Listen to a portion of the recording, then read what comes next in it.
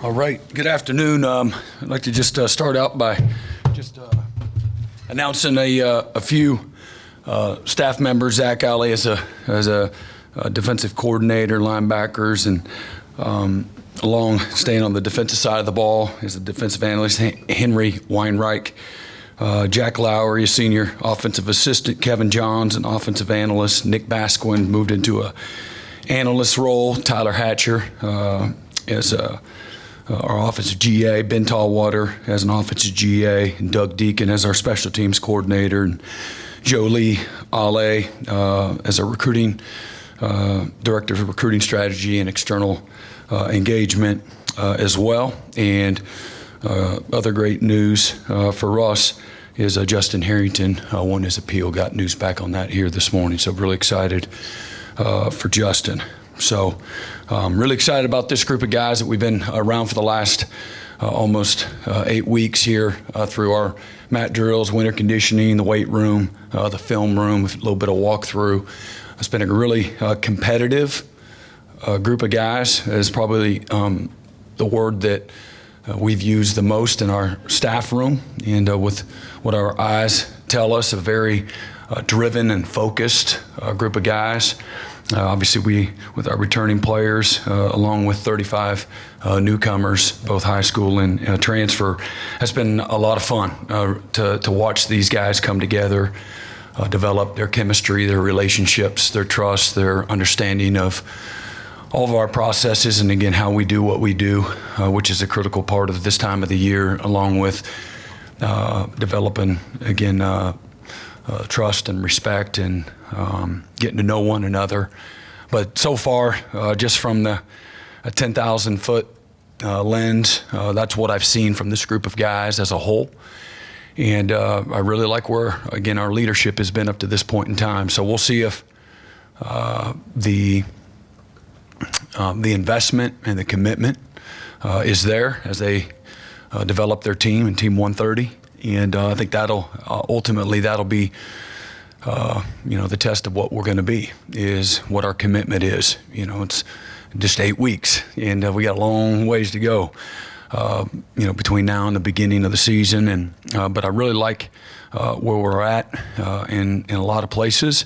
Right now, anxious and excited to watch our guys get out on the field, our coaches and players together, and start to do spring ball. And this is the time of the year, obviously, that, again, we reinforce all of our processes and how we practice, how we compete, how we play, running on and off the field, all the little things, doing the little things right. And, but it's also an opportunity for us to look at, as we evolve in all three phases of the game and the things that we're going to do, we want to tinker with and, have an opportunity to try some new things. But most importantly, again, just establishing, our standards of expectations on how we practice, how we compete, how we play the game, how we meet, all those types of things. So with that, I'll open it up. Brent, I want to ask you about Zach Aly and just the process of getting him on campus, his knowledge of what you do defensively, and how has the early months been with him in the offices? Yeah, it's been good. Zach's somebody I got a very small, circle in the coaching profession that I stay in touch with regularly. So I've obviously have done that the last several years, and just out of nowhere, I changed course of the conversation and just felt that this was the right time for us, and continue to grow, and as a defense and as a program, get a guy with some fresh ideas, and again, a new voice, new face as we move into the SEC. I thought this was the right time to do that, and again, a guy that's going to show up with his hair on fire, a lot of energy, really bright guy, works well with people, no ego whatsoever. He figures things out.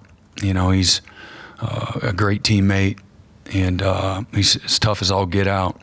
Really understands offense and understands defense, and understands how to take advantage of the players that you have on your roster and build things, around that group of guys. So he's been great, along with the rest of our defensive coaches at developing an understanding for all of it. How you work cohesively in a staff room, and deciding on foundationally the things that you want to install, during the course of the spring, and what that schedule looks like.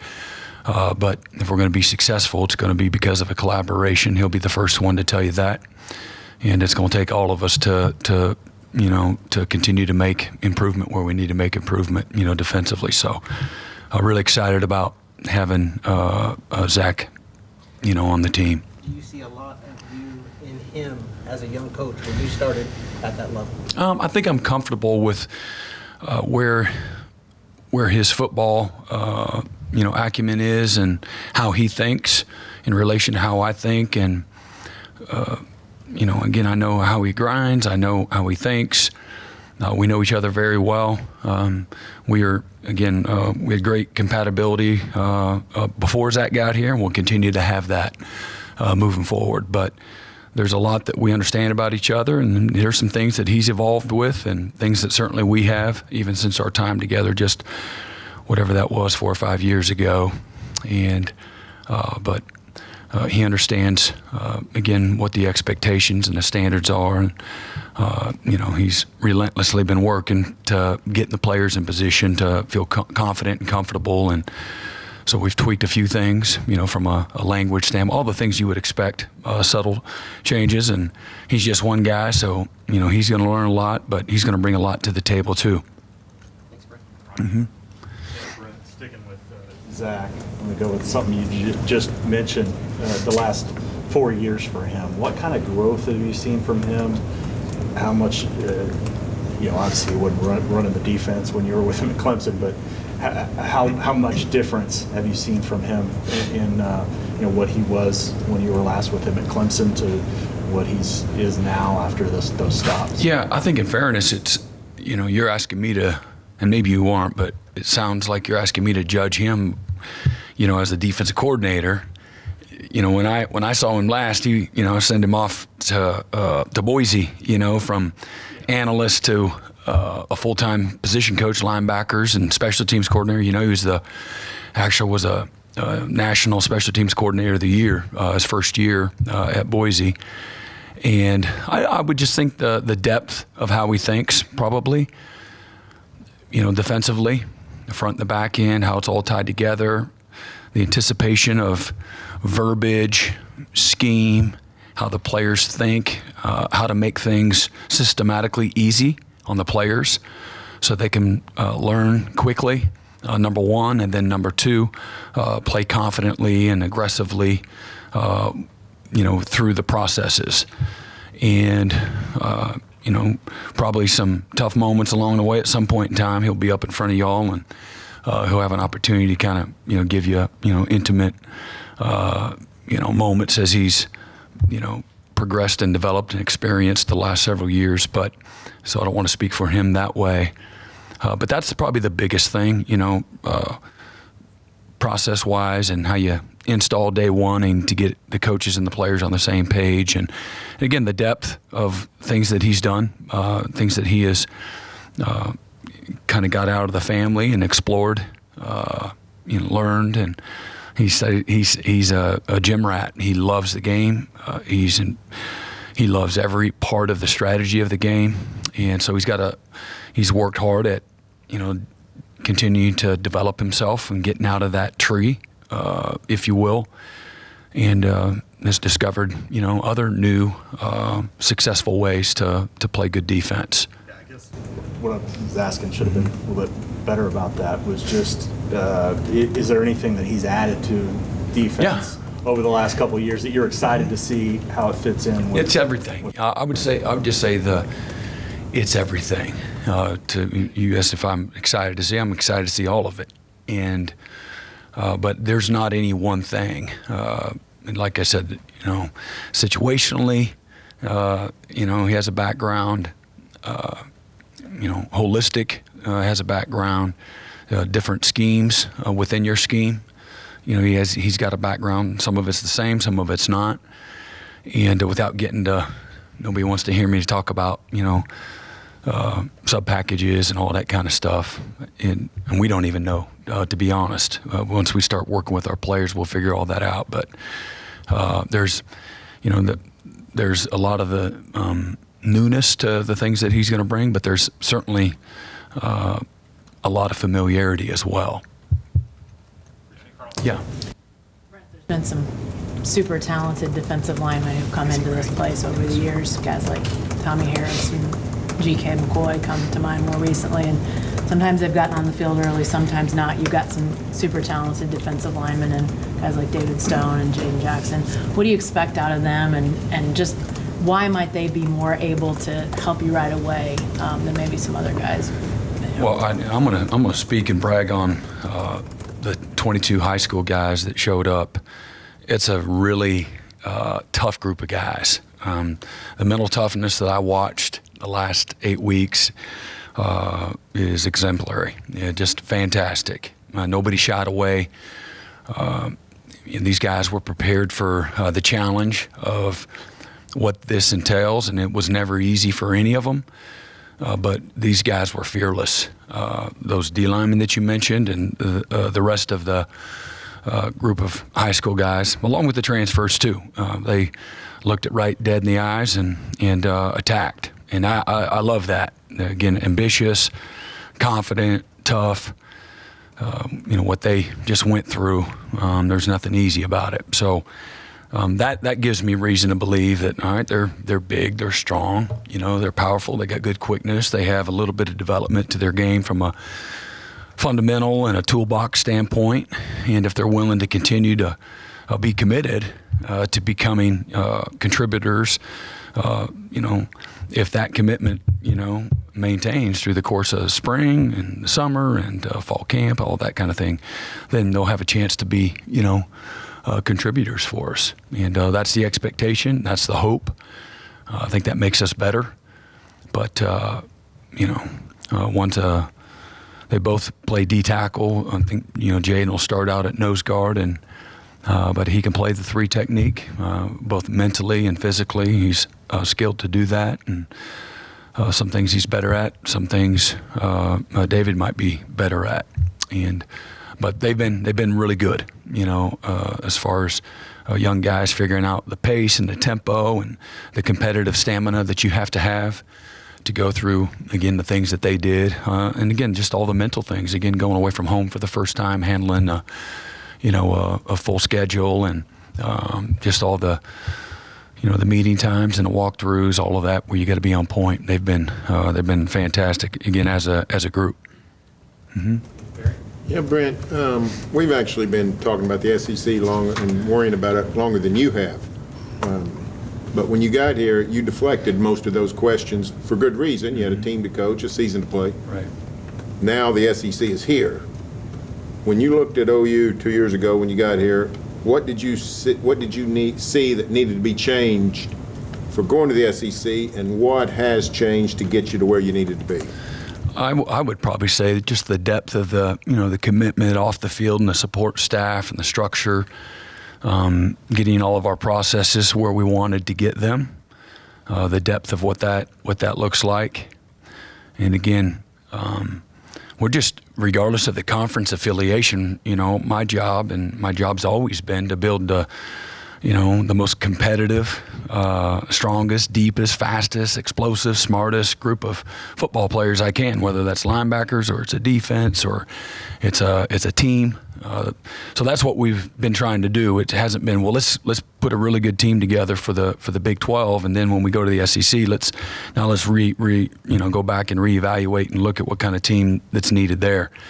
What we want to do to meet our standards and our expectations, it really doesn't have anything to do with a conference as much as it does our roster and our processes, our support, the resources that we feel like we need to be successful. And I think we're in a good place, and the test of time will challenge all those things. And again, this is maybe the most unforgiving league on the planet, and what we're getting ready to go into. We know that with clear vision.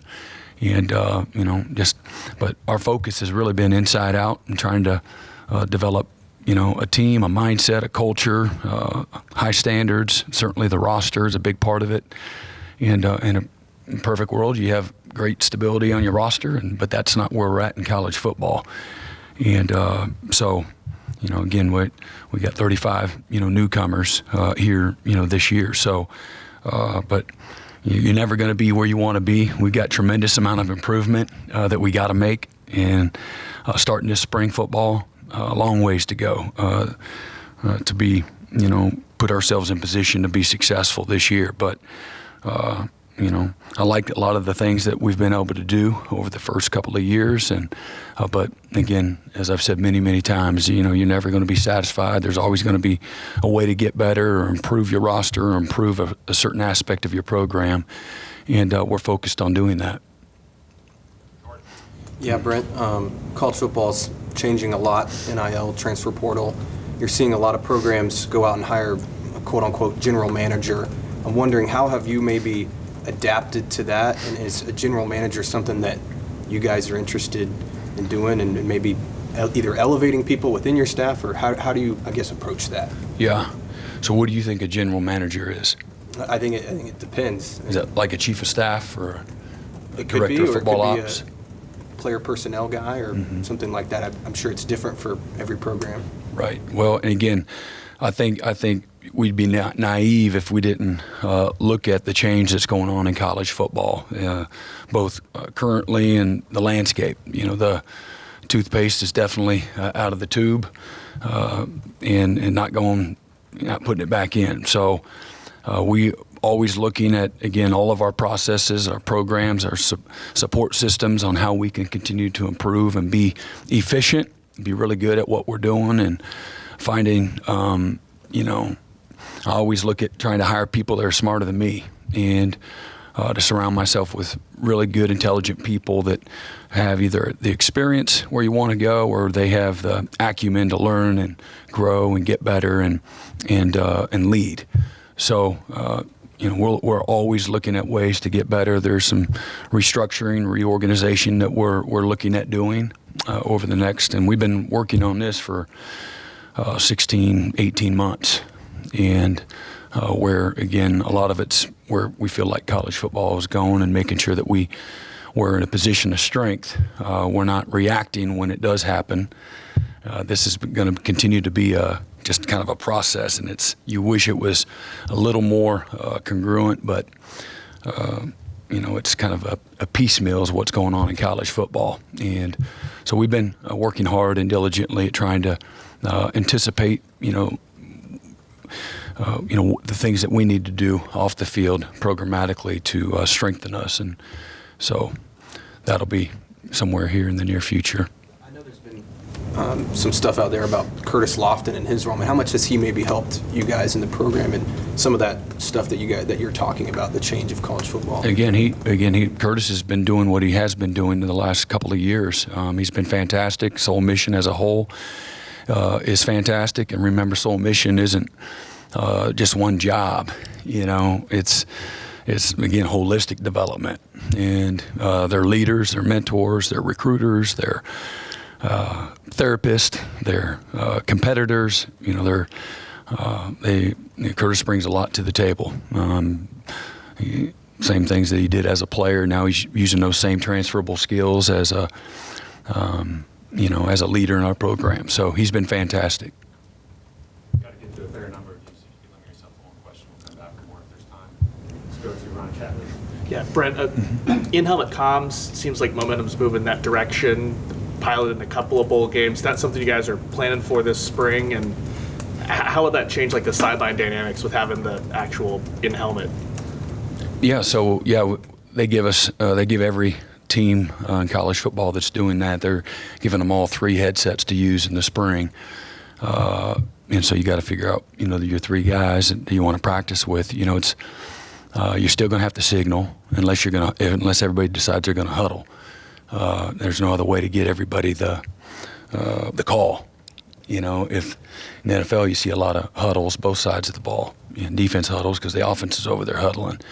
But that's how they do it there. But I don't. Maybe more wristbands. People have to do more wristbands if they don't want to signal.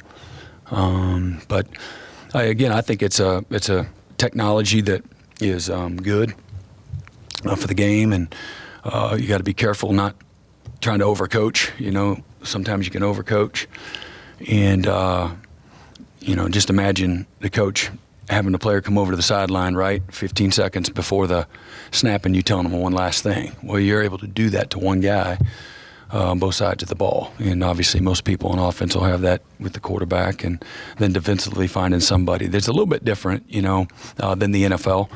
Some ways we're modeling it after the NFL, but our rosters are different. The pace and the huddle of the NFL is much different. And but we'll manage all that and figure it all out. And everybody will try to find ways to continue to be more efficient and with your processes pre-snap. And so I think it's a good thing. Brent, it was disappointing to hear about Jacob Lacey and his situation. Yeah. So that's a starter at your defensive tackle spot. So what does that do for your defensive line and your depth as you get ready to go into spring? And is that the only guy you're going to not have in the spring? Yeah, that is the only guy.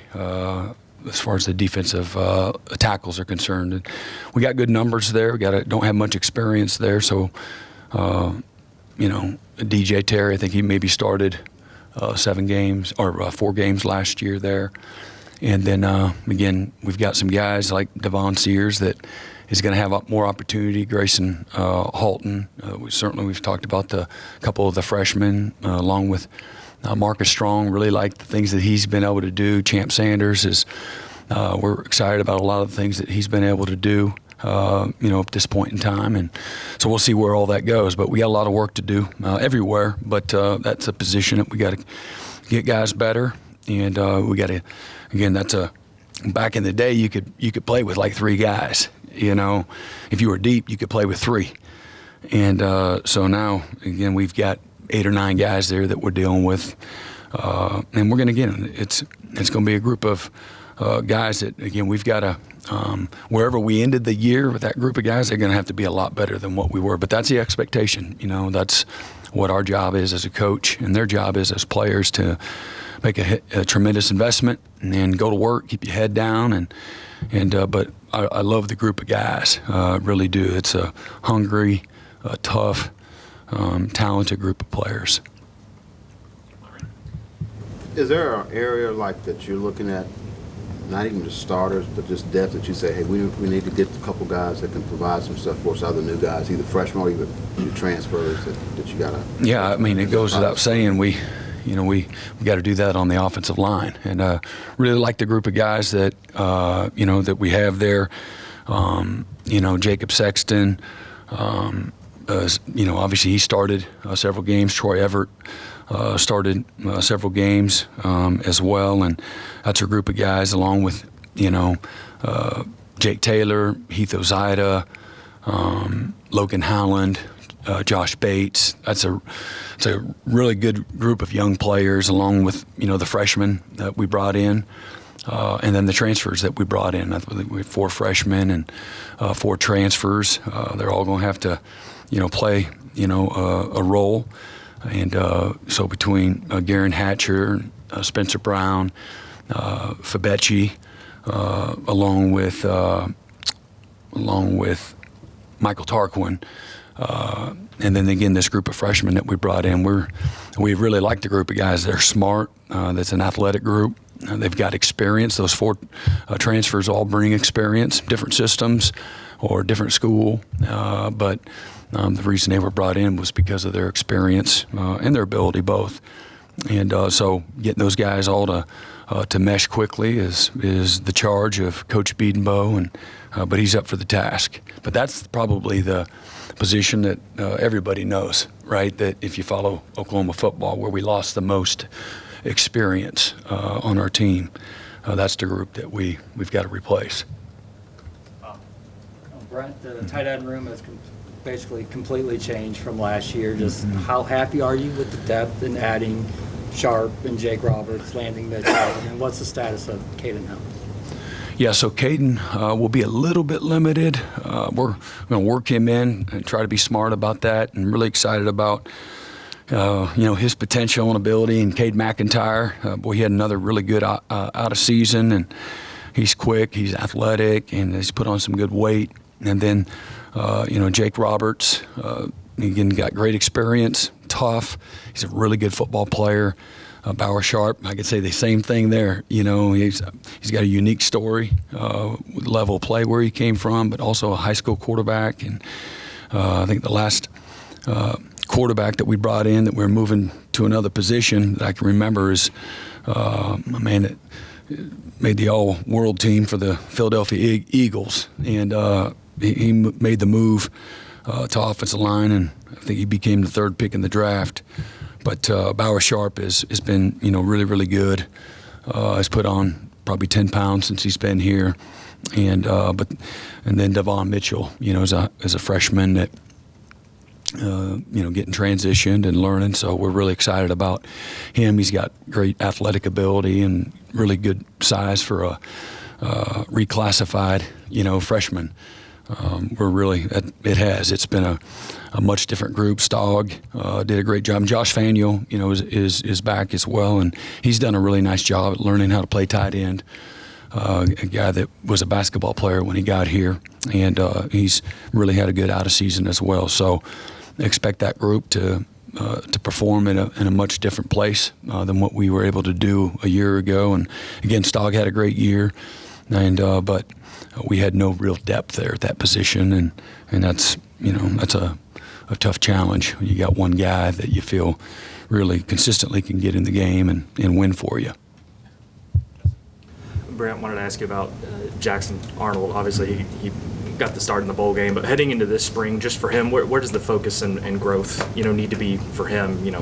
Getting more acclimated, working with Seth, all those types of things. Yeah, I think the growth has to happen everywhere, and you got a small sample size of where he was a year ago. Some good, some not so good. So having awareness, good self-awareness, taking ownership, and all of it, the things that I need to get better at, more comfortable at leading or decision-making or the timing aspect of it, the mechanics, your footwork, your eyes, trusting the guys around you, all those kind of things. He'll have to get better at all those things. So there's no one particular area that he needs to improve over the other. Certainly in the 2024 season, haven't taken any snaps, but he'll be the first one to tell you he'd go right down that same checklist along with you. So obviously I feel really good about the type of leader and the type of athlete and the type of quarterback that he's capable of being. But at the end of the day, that's, your real judgment is on the kind of teammate that he's been, the leader, the worker. He's been fantastic in those areas since he's been here. And he's a bright guy. He has great instincts, and he's very skilled. And now you got to become a great college quarterback. And so that's what's in front of him right now. But if he's going to be successful, it's going to be because everybody around him. It's going to be because of a really good defense. It's going to be because of a great complement of players around him, both offensive line, the running backs, receivers, tight ends, all of it. Mm-hmm. Coach, the game management portion of college football seems to be just a revolving door over the last few years, and everybody has different ways of doing things, and then you add the 2-minute warning into things. Where do you see that being, I guess, just a different way of holding your timeouts, using your timeouts, all that type of, and how much will that play into just your overall scope of how you manage the game? Right. Well, if they pass that, that's something that don't know yet for sure if they're going to pass that, but it's on the agenda as well as of a lot of other things. But in many ways it's the same, and just football generally speaking, how you there's a real thing called analytics. A lot of people are utilizing those. We look at all of it. We take in account to all the information, the education that's out there, and the strategy that's behind all of it. And but we work hard at game management, all throughout the course of the week and preparation week to week. You might slightly tweak some of your philosophy based on who you're playing and what the matchups are. I think that's a real part, of the game and how you anticipate it going.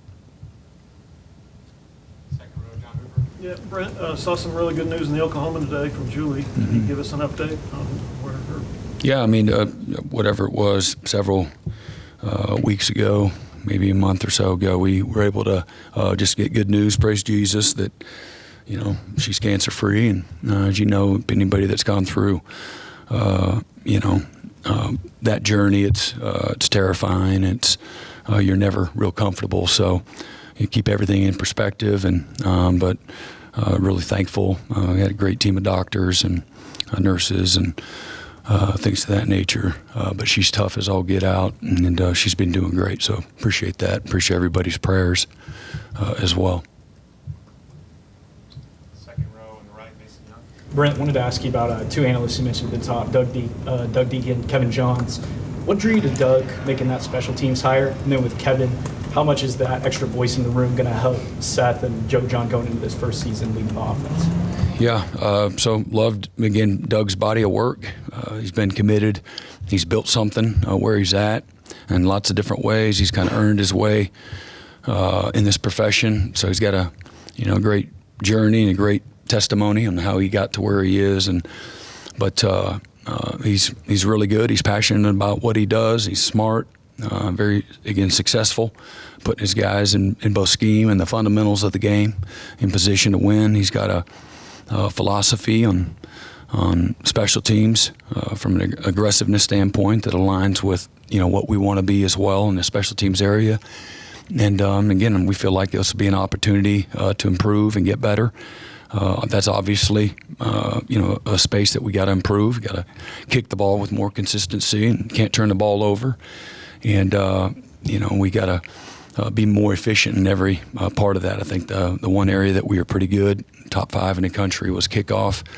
But every other part of our special teams will substantially improve if we make a few more kicks and we don't fumble the ball. Kevin Johns, how much? Yeah, so again, Kevin's been a very successful coach wherever he's been offensively.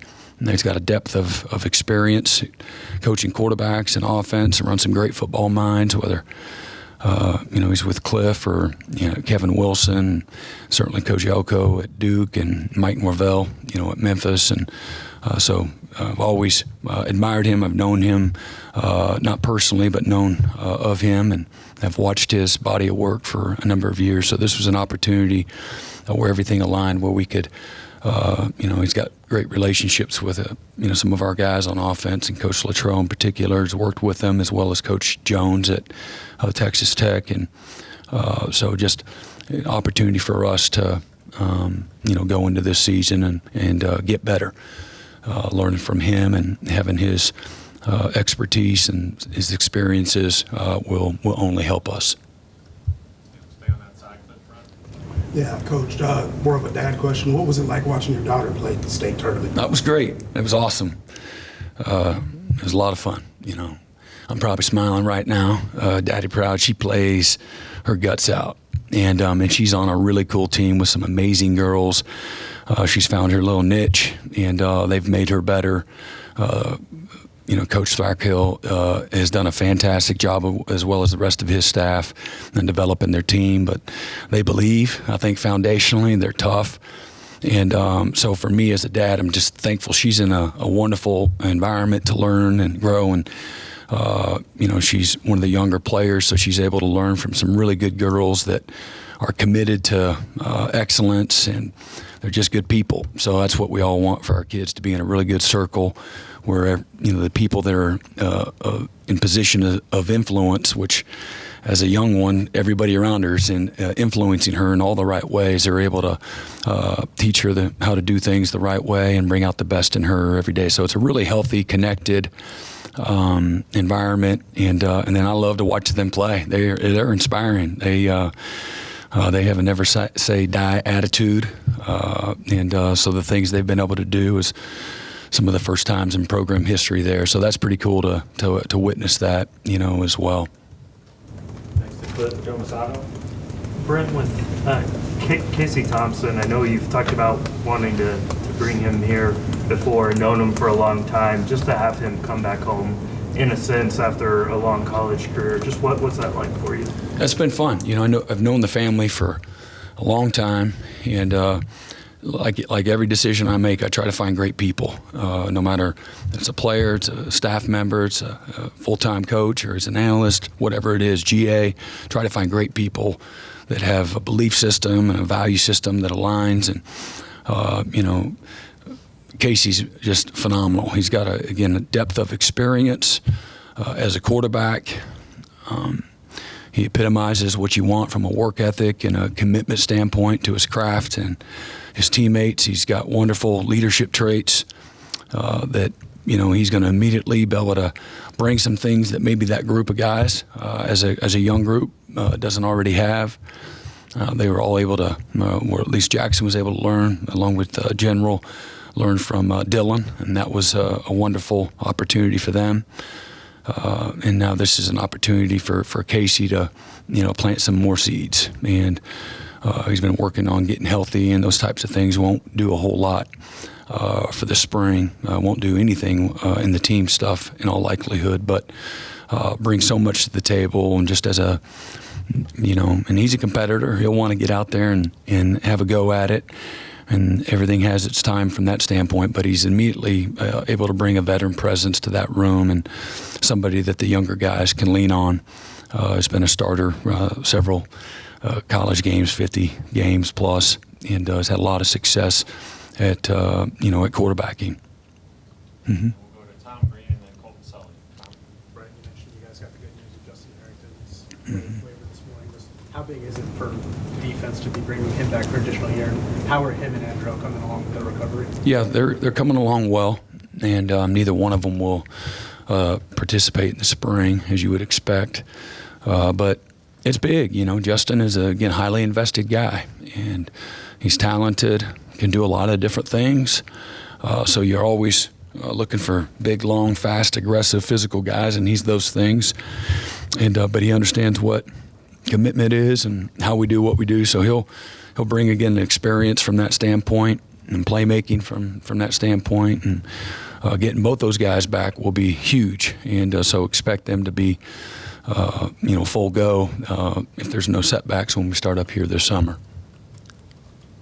Then Brent, kind of sticking with Andrew, I wanted to ask you about the receiver room. Obviously a lot of depth there, brought in some experience with Burks and a lot of young talent and freshmen. What have you seen from them since they've arrived on campus? Well, I've seen the best version of Jalil Farouk, which is what you want. Your best players, so to speak. You always want to be your best workers, your best leaders.